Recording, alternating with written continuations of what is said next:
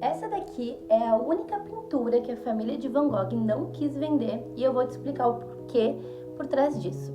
A obra se chama Amendoeira em Flor, de 1890.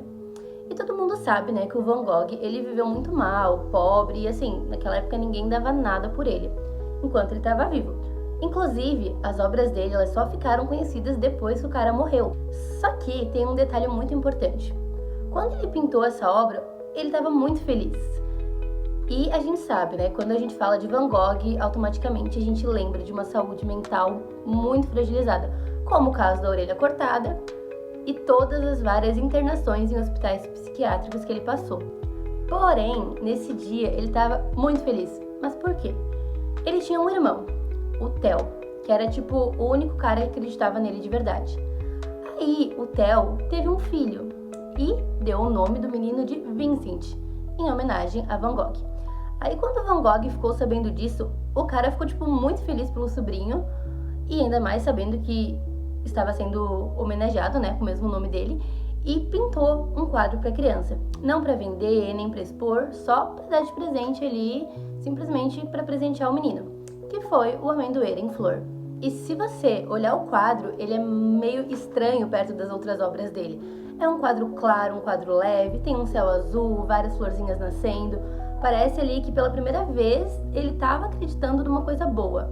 A obra, ela simbolizava muito esperança e renovação, com a amendoeira ali, né, que representava o início da primavera. Um novo ciclo, enfim, tem todo um significado por trás da obra, não foi só qualquer coisa que ele pintou para dar de presente. Tudo que ele pintou nessa obra tinha algum simbolismo. E como sabemos, né, a vida às vezes é meio cruel, e o Van Gogh faleceu poucos meses após pintar esse quadro. Ele supostamente acabou tirando a própria vida. Supostamente porque tem outras teorias sobre a morte dele, mas isso daí é assunto para outro vídeo daí. Pouquíssimo tempo depois, o seu irmão Theo também veio a falecer. E aí entra uma queridíssima, a Johanna, a esposa viúva de Theo. Ela ficou sozinha com a criança e muitos quadros do Van Gogh. Importante lembrar que naquela época Van Gogh tinha sua arte assim nada valorizada e ele não era reconhecido.